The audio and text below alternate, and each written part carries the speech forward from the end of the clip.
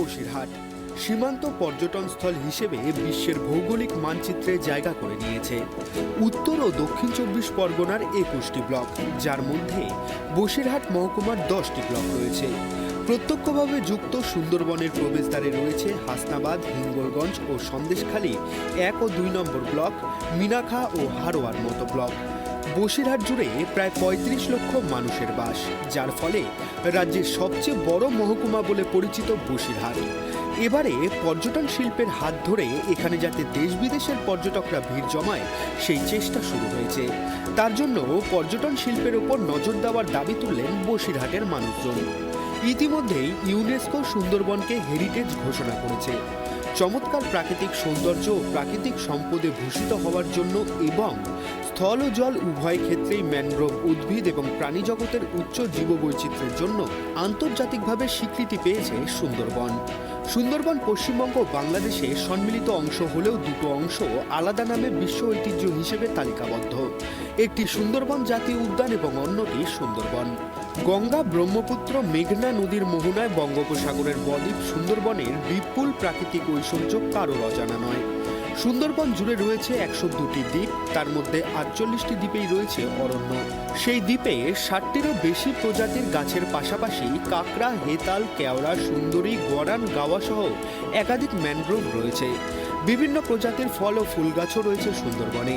কম বেশি ১৫৮৬টি প্রজাতির প্রাণী বাস করে, যার মধ্যে রয়েছে রয়্যাল বেঙ্গল টাইগার, যা গোটা বিশ্বের কাছে পরিচিত। বসিরহাটের মানুষের দাবি, সুন্দরবনের এই নিজস্ব সম্পদের ওপর ভিত্তি করেই উদ্যোগী হয়ে উঠুক সরকার। সুন্দরবনকে সর্বস্তরের পর্যটকের কাছে আকর্ষণীয় করে তোলা হোক সরকারের তরফে। ফলে এলাকার বহু মানুষের রুটি রুজির সমস্যা যেমন দূর হবে, তেমনই কর্মসংস্থান হবে অনেকের, এমনটাই আশা করছেন বসিরহাটবাসী। একদিকে বহু কর্মসংস্থান, অন্যদিকে ছোট, মাঝারি ও বড় শিল্প গড়ে উঠতে পারে। এছাড়াও আনুষারী শিল্পের মাধ্যমে বহু প্রান্তিক মানুষ রুজি রোজগারের মধ্য দিয়ে জীবিকা অর্জন করতে পারবেন বলে আশা প্রকাশ করেছেন সবাই। রাজ্য সরকারের আমাদের রাজ্য সরকারের তো তুলনা নেই।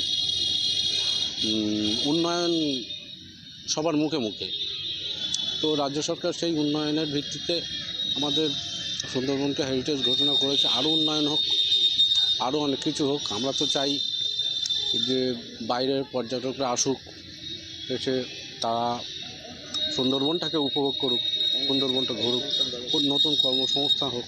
নতুনভাবে আরও ম্যানগ্রোভ লাগানো উচিত, রাস্তাঘাট দরকার যাতে পর্যটন শিল্পে আরও বাড়ে, নতুন রিসর্ট বানানো উচিত যাতে কর্মসংস্থান বাড়ে এবং যাতে এলাকার উন্নয়ন হয়। আমাদের এখানে সুন্দরবনের ম্যাক্সিমাম লোক যারা বাইরে কাজ করে, তাদের এখানে অর্থনৈতিক উন্নয়ন হলে তারা সবাই সুন্দরবন এলাকাবাসী উন্নত হবে।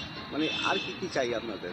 নদীর বাঁধ দরকার, নতুন রাস্তাঘাট দরকার, পানীয় জল দরকার, ম্যানগ্রোভ আরও দরকার। সেগুলো লাগালে কর্মসংস্থান বাড়ে। সকলের কাছে আমাদের অনুরোধ, আমরা যারা এই বনভূমির বিভিন্ন দিকে গিয়ে খবর করি,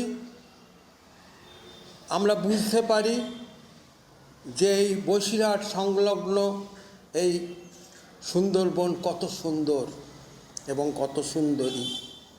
তাই অবিলম্বে পশ্চিমবঙ্গের এই অংশকে পর্যটনের আওতায় এনে সুন্দর করে গড়ে তোলা এবং পর্যটকদের চোখের সামনে ভাসিয়ে দেওয়া, আমার মনে হয় ভারতের কাশ্মীর, দার্জিলিংয়ের পরে কিন্তু এই সুন্দরবনই হবে শ্রেষ্ঠ পর্যটন কেন্দ্র।